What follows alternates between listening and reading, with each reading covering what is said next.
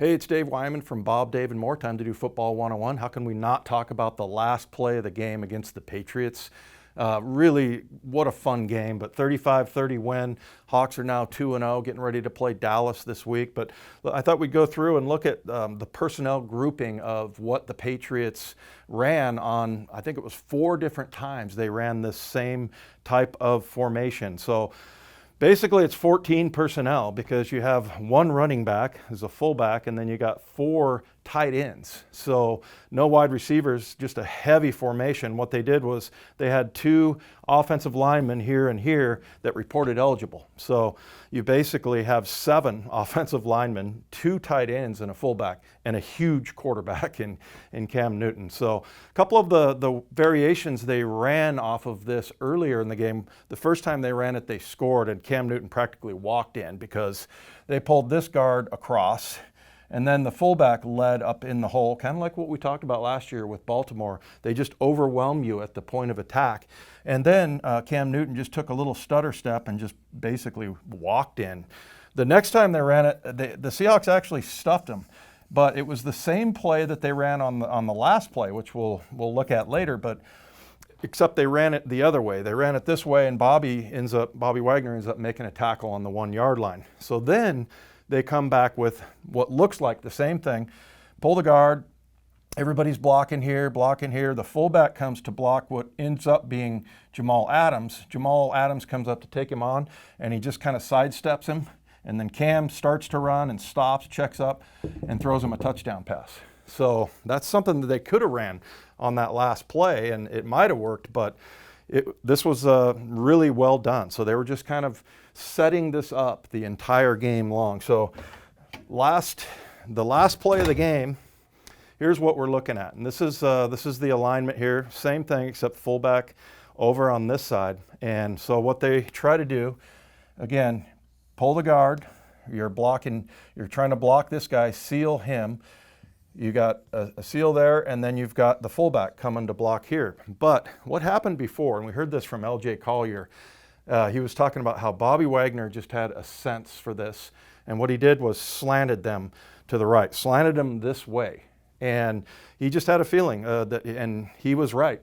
So on this variation, they actually go the other way. It's the same play that they ran back in the second quarter and got stuffed on. So they ran it to this side, which involved pulling the guard here.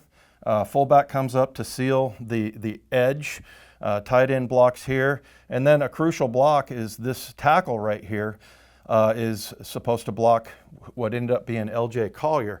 Well, what we found out after the game is that Bobby called a slant, which, you usually go Rip or Liz if you want them to go left or right. Anything that starts with R goes right. It's not fooling anybody, but that's usually the call. And so Collier got that call, and he talked about it afterwards that, Bobby had a sense for it. So, you got all the offensive linemen coming this way right into the play itself. So the first guy that really made a difference on this is Bobby Wagner, because he gets through here and then is able to disrupt this guard. So he came through this gap so fast, and he just makes a great move to get there, and he ends up knocking off the fullback. So this causes a constricted gap here. So basically what Bobby did takes away any chance of anything heading back the other way, and it also just, like I said, constricts the gap. The next thing is Lano Hill, and I'm doing this in order of what I think is of importance. Lano Hill actually comes up and just crushes this fullback, and he stays on his outside. So now, all of a sudden, the gap gets even smaller because there's no way he was going to get outside because Lano hit him with his inside shoulder, keeping his outside arm free. So now this thing's entirely constricted. And then I think the most important player on this was L.J. Collier. And I'm so happy for him because the guy was a first-round draft choice last year, didn't have a lot of success, and he's already making a bunch of plays. But he got across this tackle's face, and he was getting held. And we'll look at it on film. You can see that he's being held, but he is able to get across that and then makes the contact right there on Cam Newton. And at one point, Cam Newton is upside down. So this was just an awesome, inspiring play to watch. It's too bad the fans weren't there, because I think it would have been one of the loudest moments at CenturyLink, especially with the Patriots coming to town. But let's take a look at this on film. All right, let's take a look at this big, heavy formation. Here's the two offensive linemen that reported eligible here. There's your fullback right there, two tight ends, and then Cam Newton, of course, as your running back. Here the play starts, and this is what I was talking about with Bobby Wagner. He's right behind this pole. This is the pulling guard right here, and he gets right in his hip pocket, and he ends up pushing him back. And so whenever you can have somebody, this is what Aaron Donald does for the Rams, just incredibly disruptive and similar type of Hall of Fame player like Bobby Wagner. And, you know, sometimes you don't make the tackle, but you do something that entirely screws up the play. And this is where Bobby just entirely seals this part off. And again, he constricts that gap.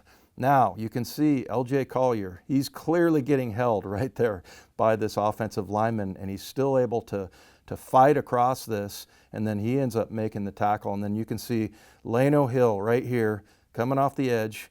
This guy probably outweighs Lano by about 30 pounds, but guess what? Low man wins every time. And look at Lano's pad level. He's way down here, fullback's up here, so he's able to get underneath him and just blow this play up. And here you see it, Bobby Wagner right here, pushing the guard, number 69, right there, right back into Cam's lap, basically.